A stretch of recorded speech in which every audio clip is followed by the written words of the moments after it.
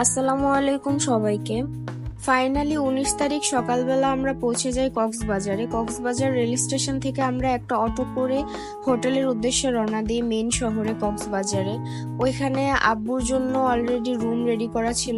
আব্বুর অফিসের প্রোগ্রাম ছিল, এজন্য অফিস থেকে আব্বুকে থাকা খাওয়া যাতায়াত সব প্রোভাইড করতেছিল।